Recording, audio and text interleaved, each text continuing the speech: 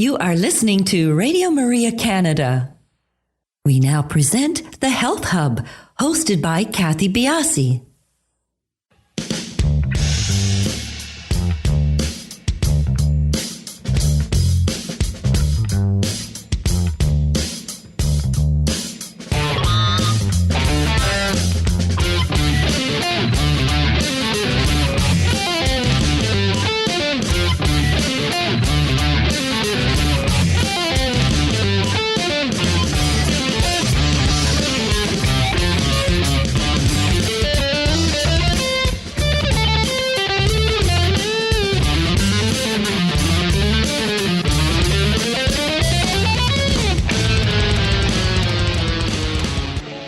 Welcome to the Health Hub on Radio Maria Canada, exploring cutting-edge health and wellness information and therapies, helping you to take your health to the next level.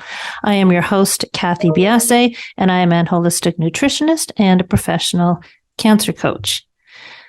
On this show, we're talking about weight loss, and a straight line to losing weight just doesn't exist. There is a myriad of things to consider when putting together a comprehensive and successful weight loss plan. Eating habits, sleep habits, stress management, unhealthy relationships with foods. These are just a few of the things that really do need to be considered, as well as this topic of motivation. Why do some people seem to have it? How come I lack it? These are questions that often come up in the diet space. With us today is certified wellness coach, fitness expert, and author David Greenwalt, a husband, father, former police officer, gym owner, competitive state-level bodybuilder, and powerlifter. In 1997, at the age of 32 and a body weight of 235 pounds, David discovered an evidence-based approach for getting off his own 50 excess pounds and keeping it off for over 25 years and counting. Since 1999, through his company, Leanness Lifestyle University, David has been helping student members from every walk of life get the truth and strategies to lose excess fat one more time for the last time.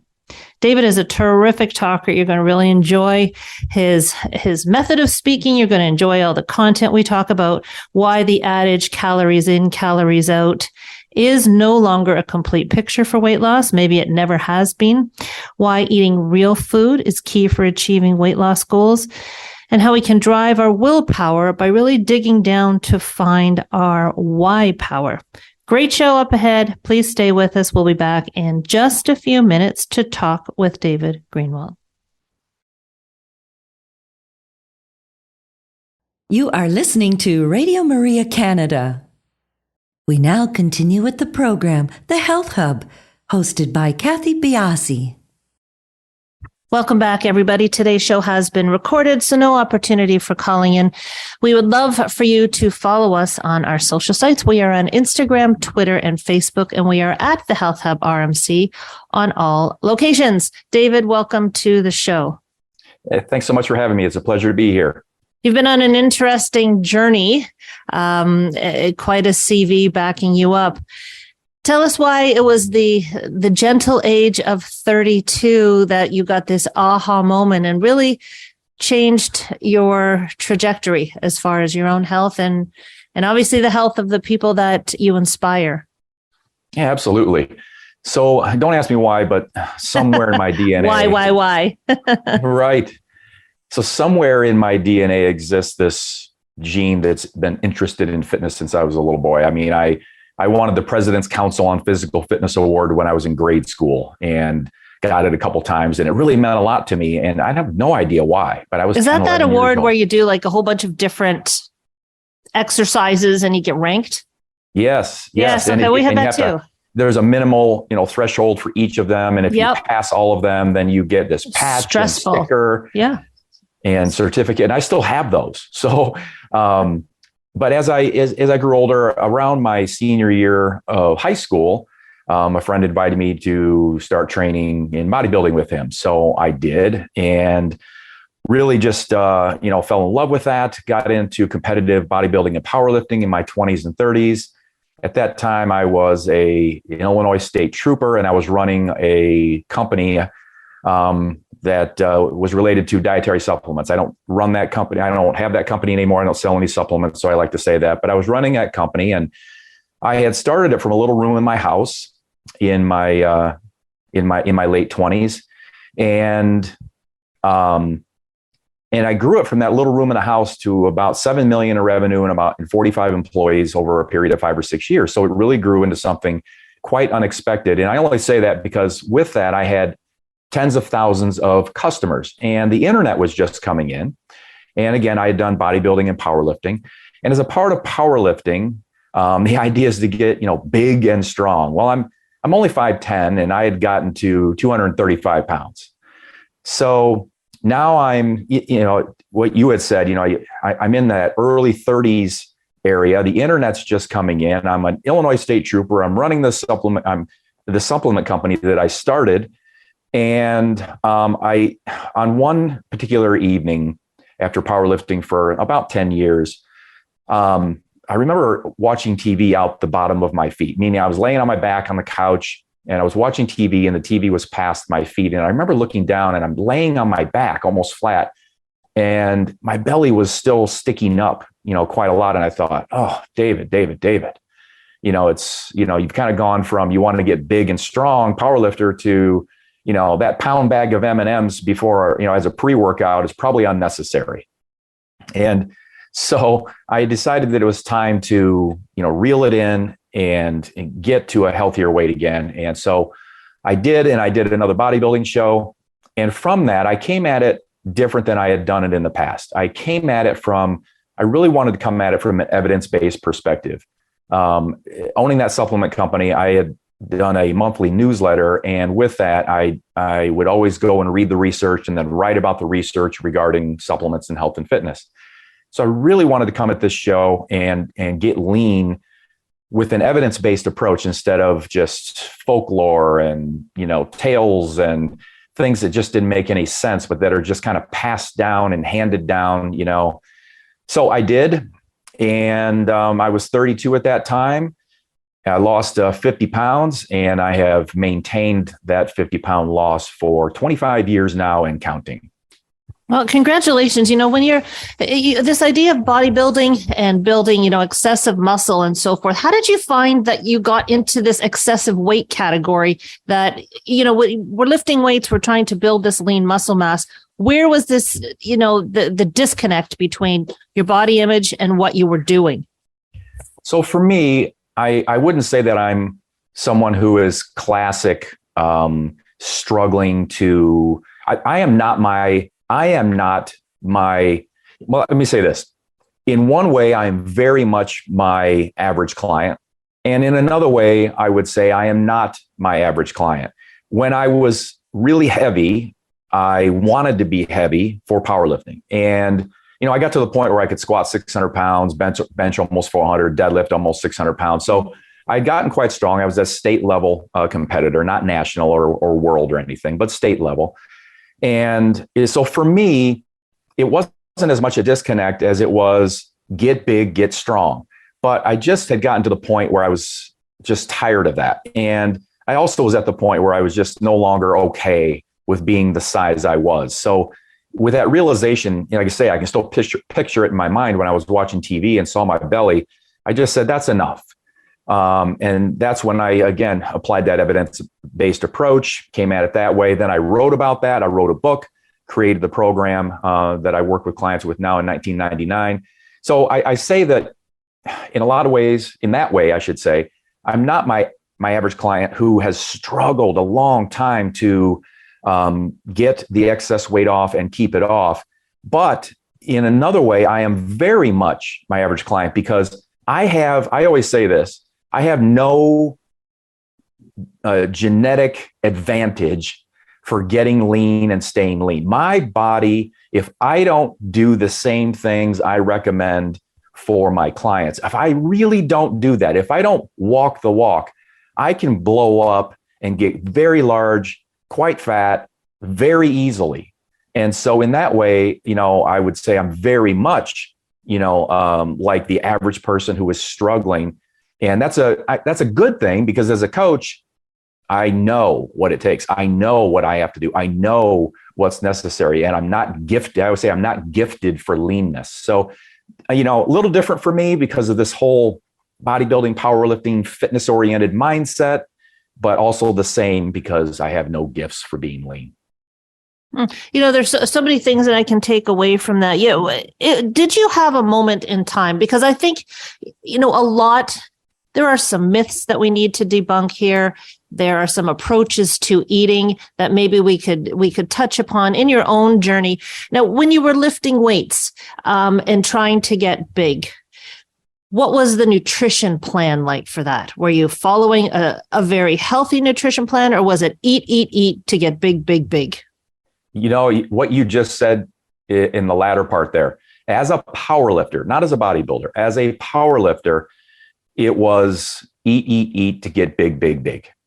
Yeah, it was, there were a tremendous number of ultra processed foods, calorie dense foods. And of course, there was a substantial amount of a variety of what would be called real food proteins and carbs and fats and things. But there was a lot of processed food in there as well. Like I said, I somewhat jokingly say that, that pound bag of M&Ms as a pre-workout wasn't necessary. It might not have been a pound bag of M&Ms, but that type of thing to have the calories be at the level that I needed to have them to be 235 pounds, there was a lot of processed food going on there. Is it calories in, calories out? I mean, we still to this, I'm asking this question because I know the answer. But to this day, I will still hear, because I see the workout space. I'm involved in the workout space. I'm involved in the nutrition space. I still hear, if you want to get big, you got to eat. And that's the end of it. A calorie in versus calorie out for weight loss. And still to this day, we don't pay, in my humble opinion, enough respect to the type of calorie. And you'll have people going to say, well, calorie is simply a unit of energy. But in your research, in your dealing with people, to me, this is the biggest thing. Is it true that a calorie in, calorie out can achieve what you want to achieve, whether it's gaining weight or losing weight? Well, a calorie is not a calorie. And, it used to be thought, and for decades, that a calorie was a calorie. Just as long as you maintained the total number, total amount of energy input, right. then it just didn't matter. If you had 1,000 calories of butter, it's the same thing as 1,000 calories of chicken breast, and that is not the case. Or 1,000 calories of, probably better stated, 1,000 calories of Lucky Charms is the same thing as 1,000 calories of broccoli. No, it's not. And the research now is finally starting to catch up with what I saw. I've been online working with people just online virtually for 23 years. And early on, I'm an avid reader of peer-reviewed published research. And I remember reading this going, a calorie is a calorie. As long as you maintain the calorie amount, then it doesn't matter. And I just remember shaking my head going, gosh, in the real world, working with real people, boots on the ground, I don't see that. I see an advantage for people who are eating real food. And I can, define that so we know what we're talking about. And I see a disadvantage for the people who are trying to just do, there was something it's not as popular now, but it's still out there. And it's something called If It Fits Your Macros. And I don't know if you've heard that or not, but if It Fits Your Macros basically says, and I'm not saying that they promote unhealthy eating. I'm not saying they promote, everybody eat a bunch of ultra processed food, but the message kind of is interpreted by people in the If It Fits Your Macros genre, that as long as calories, carbs, proteins, and fats are where they need to be for you, it doesn't matter. And I just did not find that in my practice with real people. I found, as I said, advantages for people who ate more real food, disadvantages for people who ate more ultra processed food, even if calories were the same, even if the macros were the same. So with regard to that, no, a calorie is not a calorie. Was this the biggest stumbling point you found with your clients? Was changing up the nutrition plan, or is there another big piece of the puzzle that you found was just something that had to be dealt with pretty much across the spectrum of clients when they're trying to, and then we're talking about getting healthy, right? Right. Which can mean losing weight. It can mean gaining weight. What are the commonalities you see with people who struggle? So I'll say this. This is kind of a macro view. It's a collective view. I'm very much against a reductionist kind of view, single bullet kind of view, where we assign too much priority, too much worth or value to a single thing. But with that in mind, what I'll say is, I need to say something about the calories in, calories out. So a calorie is not a calorie. However, the math with regard to energy input, energy expenditure can be estimated quite closely from a mathematical equation for someone. For example, Cathy, I'm just saying your name. I have no, whatever. It's not about somebody needs to lose weight or not, but just because you're in front of me and I've got your name. If Cathy, whatever height, whatever weight, whatever, Cathy wanted to lose 10 pounds of fat, we could estimate quite closely how many calories a day Cathy is going to need, or anybody. I'll quit using your name because that's fine. It doesn't really matter. It's just anybody. We can estimate quite closely how many calories they're going to need based on their output. And over a period of, say, 6 weeks, we're going to hit it really close. If the behaviors are consistent to actually take in the amount we have calculated. So it's kind of odd, but a calorie is not a calorie because the benefits of real food over ultra-processed food are tremendous and numerous. And there is an advantage. You can actually consume a few more calories with real food than you can ultra-processed food.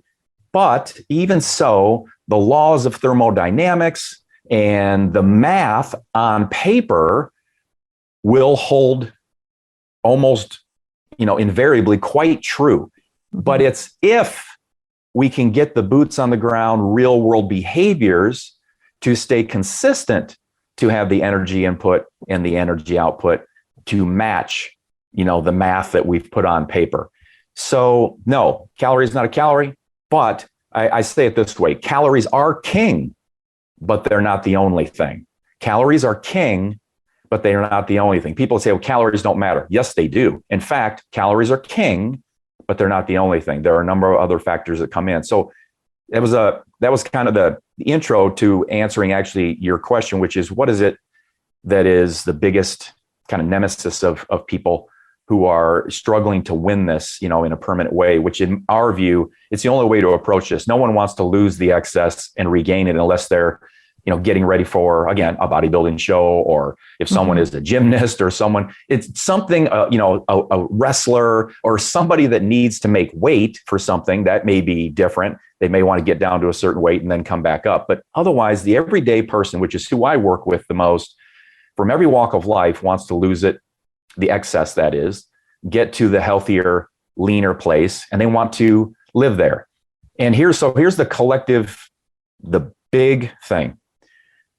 All things that promote all of the obesogenic factors that promote the excess consumption of ultra-processed food, including the fact that ultra-processed food is addictive itself, all of those factors collectively are the single greatest factors that are impacting obesity and the reason that people struggle to either get weight loss or keep it off. As much as we want that single bullet, I totally agree with you. When I work, weight loss is really not the area that is my specialty, but I approach weight loss from a mental attitude, from a lifestyle attitude, and from a nutrition piece. And I don't think someone will come in and say, it's my hormones blocking me, or it's this, that, or the other. But I think that in order to have, to avoid this yo-yo dieting, to avoid this up and down with gaining and losing weight, you do have to maybe right out of the chute say, this is not a single bullet that we have to discharge. This is a lifestyle thing. And I think this is where you're hitting pay dirt here, is because you have to change the outlook. I think you have to change the mentality, and this can be difficult. Before we go to break, I have a question for you. We talk about lean muscle mass and losing weight, and I statistically, there are more women in the camp that want to lose weight than men. And there are a lot of women hung up on this last 10 pounds. As we age, should not our outlook, but should our perception of weight change? I think the body is a beautiful thing. I think that, as we age, certain dynamic processes happen. And maybe there comes a point where we need to let go of certain ideologies. If you know what I'm saying, like maybe that extra 10 pounds when you're 55 or 60, if you're at a decent weight, shouldn't be the concern. Have you seen that? Am I off base with that at all? No, I don't think so. I would say it this way. I think we're in agreement, but I want to make sure that I kind of define, that the span that we may be talking about. So this isn't a perfect measure of kind of general leanness or fatness, however you want to say it. But body mass index is a calculation where I'll just give the calculation out that anybody should remember, because you can just Google what's my BMI, what's my body mass index, and you can find out what your BMI is. But it just so people know that it is a calculation. It is, in the United States anyway, it would be weight in pounds divided by height in inches squared times 703. All right, fine. This calculation, who cares? But I just want to say it because it is a calculation used in medicine and science and health to stratify and help identify kind of where people are. So with regard to those extra 10 pounds, I promise I'm going to get that. So you're considered to be at a quote normal healthy weight if your body mass index, your BMI, is between 18.5 and 24.9. All right. If you look up your BMI, it'll tell you what it is based on that calculation I just gave. You are overweight if your BMI is 25 to 29.9. You're obese if your BMI is 30 and above. And then there are classifications of obesity, class 1, class 2, class 3, that are, higher levels, above 30. And so what I would say is, regardless of age, but I would say in agreement with you, especially if you are in, kind of middle-aged or later, do you need to be under, have your BMI under 25 to be okay, to be healthy, to feel and do and have and be just all the things that you want, to be able to go and do, and to hit every metric that can be measured, every biomarker, everything from blood pressure to fasting glucose to HDL to triglycerides and so on. Can we hit all those numbers and be incredibly healthy and fit if our BMI is 25, 26, 27? Yes. Unequivocally, yes, if we're doing the behaviors that support it. Absolutely. Now, that 10 pounds thing and kind of an acceptance, let's say we're just going to go into acceptance mode at any weight. Whatever a person does, there's no judgment for me at all. Every person has an inalienable right to their humanity and deserves respect and love and all the things that they're just trying to be, in my opinion, just trying to be a decent, good person in society, regardless of size or anything else. But I am concerned if someone is obese. Mm-hmm. BMI as defined, not an adjective, as defined by that BMI of 30 or greater. And the reason that I really started there as a real concern is because the research, again, the body of evidence, the totality of the research is very strong that once we get to the obesity classes, our risk of non-communicable diseases, cardiovascular disease risk, diabetes, cancers, autoimmune disease, non-alcoholic fatty liver, and so on, goes up tremendously. And the higher the obesity class, the worse it is. Health span worsens, lifespan worsens, functionality often worsens. It's not uniform. It's not 100% across the board. But if we were looking at 1 million people, and we were seeing, this million people had a BMI of 30 or greater, there are going to be increased risks that are concerning to me and are not at that level. When someone's at that level of obesity or of overweightness, at that point, it then becomes something where obviously personal choice, do your thing. But I, as a health coach, will be concerned for you because of those increased risks, where I wouldn't want someone to say, if I could wave a magic wand is what I mean. I wouldn't want someone to say, another 10 or 15 pounds won't hurt. Fair enough. You're in a class where it likely is going to hurt eventually, even if it hasn't now. But again, going back to, do you have to have that quote unquote perfect, healthy, sub 25 BMI to be okay? No. And especially, and that's why I'm very much in agreement with what you started this with, very much in agreement, being in the late 50s myself and having a very, intimate understanding and working with so many clients that are north of 40 and north of 60 now. I don't see the advantage. I can't give you an evidence-based, strong advantage to being there unless it's just a personal goal you have. You say, I just feel better when I'm in this weight range. I just think I look better. I think I feel better. I just mentally, energy, blah, blah, blah. I feel better in my own skin or whatever when my BMI is here. Which is fine, right? And then that's, as you said, your own personal decision. David, we're going to take a quick break right now. We're going to come back and pick this up because I really want to talk about motivation here. And I think we're ending up on this plateau where we can jump right into that conversation. So everybody will be back in just a couple of minutes. You are listening to The Health Hub here on Radio Maria Canada, a Catholic voice wherever you are. To contact us and be a part of the show, email thh@radiomaria.ca. We now continue with the program. Here once again is your host, Cathy Biase.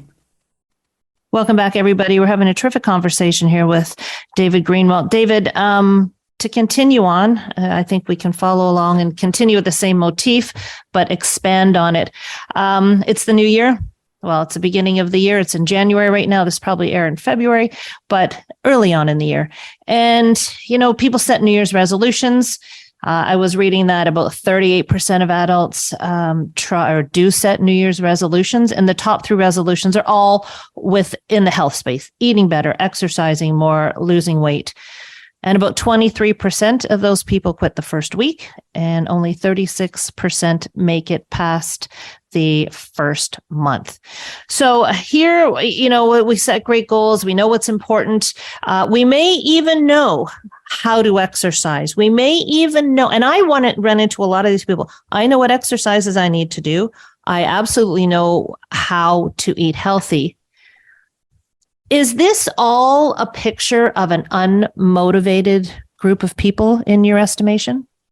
No, it's not. And, I think one of the biggest myths is kind of a belief by most people. See, we all eat, we all move. And because we all eat, and because there's tremendous amount of stuff in this, everything from social media to regular media to print, television, you name it, and just life experience, there is a belief at a certain level for a lot of people, not all, that they know what to do. They just need to do it. I know what eating healthy is. I know that I need to move more. So I know what to do, and I just need to do it. In our obesogenic society, with so many external and internal factors driving the excess consumption of ultra-processed food and, of course, energy intake from that, with that being the case, what I'm going to suggest strongly is people don't know what to do, so they can't just do it. And they're not, lacking necessarily in motivation, but they may be lacking in why power. So let's say, because one of the things we do, with my program, working with people, is we make sure we educate them on what's real with regard to food, what's real with regard to nutrition overall. What is, I don't look at food as good or bad, healthy or unhealthy. I look at it as 2 things. Is it real food, and does it work for you? And so we establish all of this knowledge and make sure they really have it. So instead of assuming they know what to do and they just need to do it, we're going to make sure they know what to do with nutrition. All right, let's say that happens. We've got that. They now know. If I was to quiz them and say, do you know what to eat? And, and they're able to, reflect back and tell me, and I'm happy with the answers. All right, they've got the nutrition. On movement, we can teach them what they need to know about exercise for health in about an hour. And I used to say, we can teach them what you need to know about nutrition for health in about an hour. So let's say those things are in place. So let's say those are the mechanics of energy expenditure and energy intake, calories in, calories out. So that for that part, they quote, know what to do. Now they just need to do it. Well, anytime we have just in the phrasing for weight management, we're in trouble because we've reduced it down to an oversimplification. And so there are 3 other major components, major areas that need to be addressed that we do with our clients, and that is driving willpower through why power. So one of them is that driving willpower through why power. Here's the thing. If I was to ask your audience who works for someone else, how often are you late for work? The answer would be almost never or never. I've polled my clients for years now on this, and that's the answer almost every single time. For your audience who may have children still living at home who they have to pick up at school, when was the last time you had a child who depended on you that needed to be picked up from soccer practice or school and you just blew it off because you weren't in the mood? The answer is never, or almost never, or, oh my God, I did one time, I was late for 10 minutes and I still feel bad about it. And it was 5 years ago. It just almost doesn't happen. Well, going to work every day on time requires willpower. Picking up your child, on time every day, whatever it takes, whatever their needs are, that requires willpower. Willpower is just kind of my working definition is doing what needs to be done when it needs to be done, whether you feel like it or not. So for whether it's going to work or picking up the kids or anything that you've ever achieved in your life that's been hard, it's been why power that's been driving it. When the why is strong enough, we find a way. And when it's not, we find an excuse every single time. That's universal for us all. So people aren't lacking willpower when it comes to weight management, but they are underestimating the why that they're going to need to create and define and drill down into to get to the heart of the matter for what's really driving them to want to lose 20, 30, 40, 50 pounds or whatever. Because if you come at this from the start and I ask you, why do you want to lose 30 pounds? And they say, I just want to feel better. That's probably not going to be enough. Now, again, nothing's uniform across the board. For a few people, that will be enough. But for others, we're going to have to drill down and figure out what's really driving this desire to achieve the goal. Because if we get the why strong enough, then why power drives willpower. When that's the case, people will persist. Even if they're doing the wrong things, they will persist to figure out what the right things are. So we've got to have why power driving willpower. So that's kind of leg number 1. And I'll pause there in case you have a question about that one. Strengthening the why power.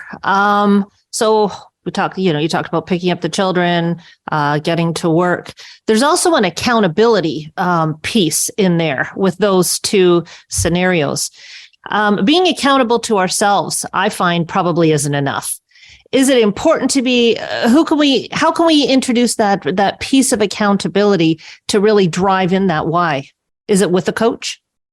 A coach definitely can add a level of accountability, no doubt about it. And it can be a really important factor. Here's what I have found with regard to accountability, again, pretty universally.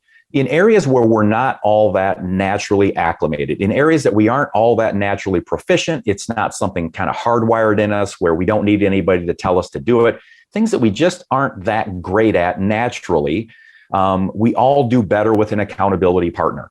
We just do. Someone to help us, someone who cares about us, who wants the best for us and can help us kind of honor ourselves, can help us be accountable to our own goals and missions. It's not somebody who's going to be a whip holder. It's not somebody who, is your warden, but someone who can help, remind that the goal is important, that, you wanted it for this reason and this reason and this reason, and can be, a bit of a cheerleader, but again, just kind of making sure that we are being accountable to ourselves. So that is a success factor. Yes. Mm-hmm. Okay. Now you can go ahead with the rest of your motivation. Okay. So, and the thing is, with regard to whether it's work or kids or weight management, here's the thing. It's still why power oriented, even over accountability, because what you do is you go, why do you go to work on time every time? Why do you go to work on time when you're sick? Why do you go out to work on time when you're not in the mood? You just had an argument with your spouse. You had this happen, that happened. You are absolutely not in the mood and you still go and you're still on time, because the why, all of the benefits, all of the reasons for going, your why for going to work on time and being consistent, being a good employee is incredibly strong. Same for the kids, incredibly strong, all the why supporting that. So the same is for weight management. Another thing that's very undervalued that we work a lot with our clients on is understanding that there is a real difference between real food and ultra processed food. And ultra processed food can be highly addictive. There's this message that's been out for over 50 years, Cathy, that is just all things in moderation. All you got to do is just eat less and exercise more, all things in moderation. Nothing's off limits ever for anybody, ever. And while I'm generally for moderation, what I say is all things in moderation, including moderation. Meaning that sometimes for some people in certain circumstances with certain ultra processed foods, because no one's addicted to chicken breast and broccoli, that's real food. No one's addicted to that. If there's an addiction, they're addicted to ultra processed foods. When that's the case, sometimes 0 is better than 1. Sometimes 0 is better than 1. I'm not saying for life. I am not saying that you can never have anything that tastes good ever again. I'm not saying that. And I'm not saying that even if that's the case, that it's necessarily 100% across the board for even that one ultra processed food item. But we have to look at that and we have to see if there's a compulsive overeating aspect, compulsive basically being defined as an irrational behavior, in that it's a behavior done despite negative consequences. So if you find yourself continually going back to some ultra processed food as a way to relieve stress, relieve anxiety, zone out, to get some kind of relief, to change your mental state, then we may need to look at that. And again, sometimes 0 is better than 1. Sometimes we need to go to none on that to win it. Now, again, not uniform. Every person's different. You've got to meet each person where they are. But so many programs, so many people, the dietetics industry as a whole, the public health communication entities as a whole at the government level and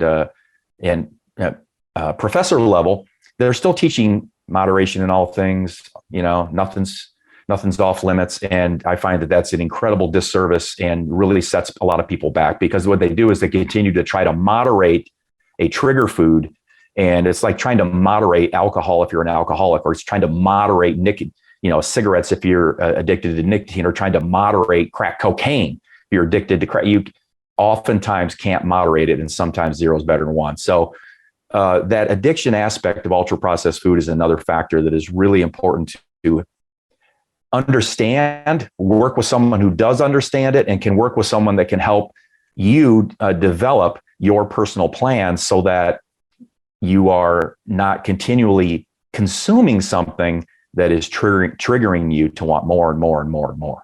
So that'd be kind of the second big leg besides nutrition and exercise. And that is can be a very, very slippery slope to go down for some people. And when you work with people, are you qualified to work with the emotional aspects of eating? I want to lead in here to your program and what you do.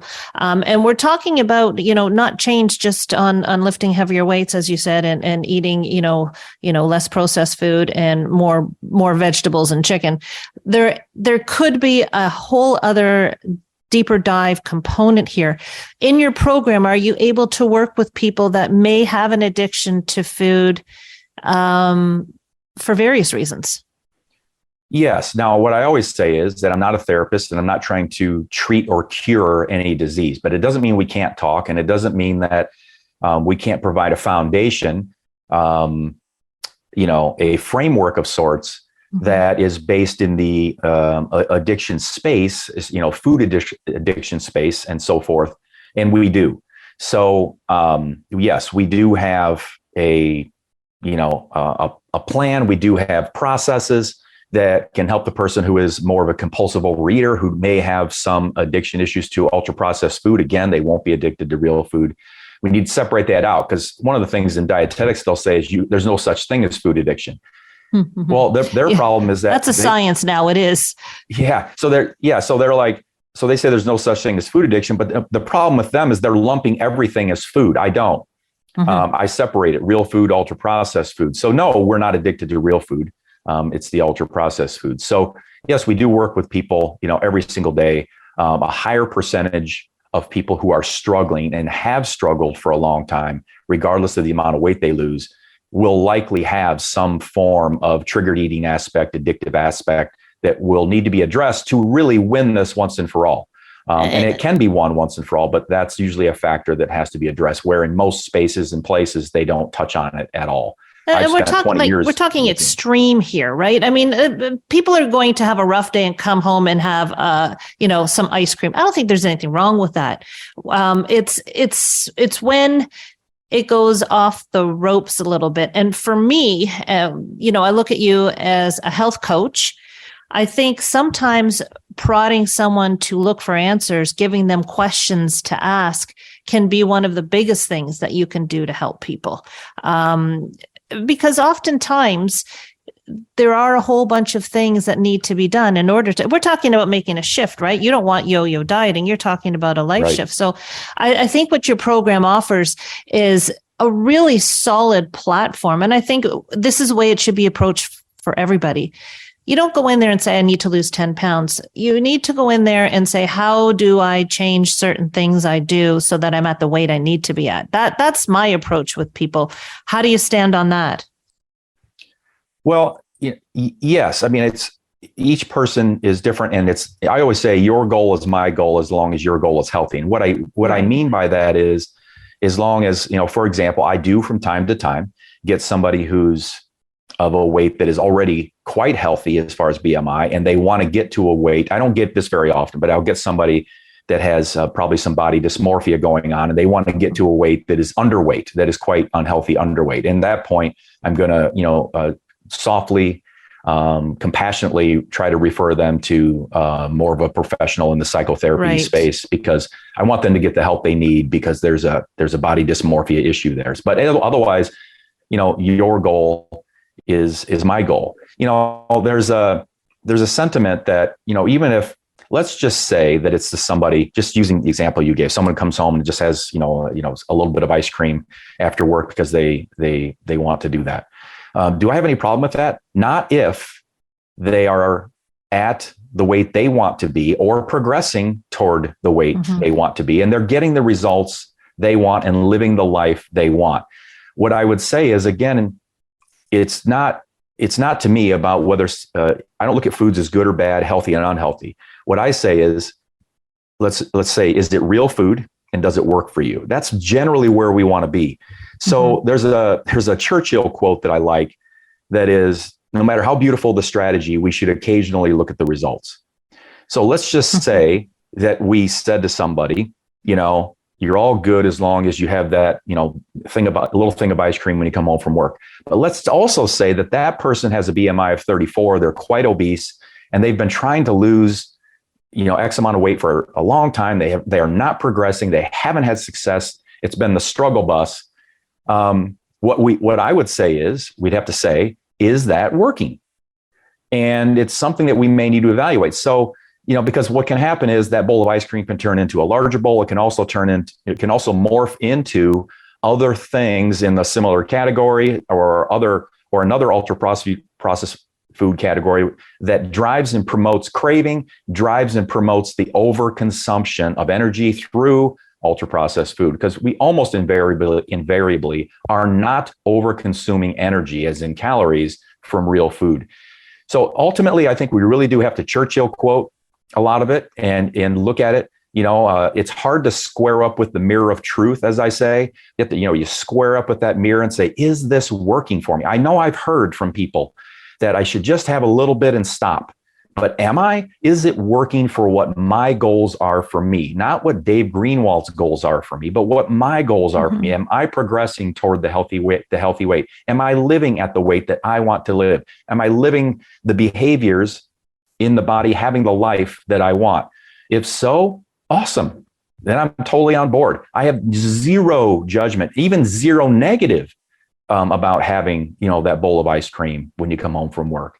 But we want to look at every behavior if we're not progressing or we've struggled and continue to struggle. Fair enough. Look in the mirror, not to the right or the left. I think it's all individualized. I think what you're doing is great. And anything that moves the marker for people in the health in the right direction is such a reward, I imagine, for you to see your clients do well and to become healthier and live a life where they can move, live a life of longevity and being able to do what they want to do. I mean, that's what we all want in the end, I think, is just to be able to move with our grandchildren, get up the flight of stairs, look decently as we age. Longevity it's important to all of us, and it does come in different packages. I understand that, but what you're doing, I think, is wonderful for people. How would people get in touch with you if they're interested in speaking with you or looking at your program? Sure. The easiest thing is, the name of the program is Leanness Lifestyle University because we're education based. Yeah, 23 years ago, had I known I would be continuing on and be just as motivated and excited about helping people as I was then, because I really just have had this tremendous passion. Had I known that I'd be doing this, as long as I am going to, and plan on doing it another 20, 30, 40 years, whatever, I might have shortened the name. But anyway, it is Leanness Lifestyle University. So the website is shortened, and that's where I would just suggest everyone go. And that is lluniversity.com. And we will definitely have that in the show notes. David, it's such a pleasure talking to you. The conversation was just so flowing. It was wonderful. I really thank you for joining us today. Thanks so much for having me. It's really been an honor. Everybody, we will talk to you next week on The Health Hub.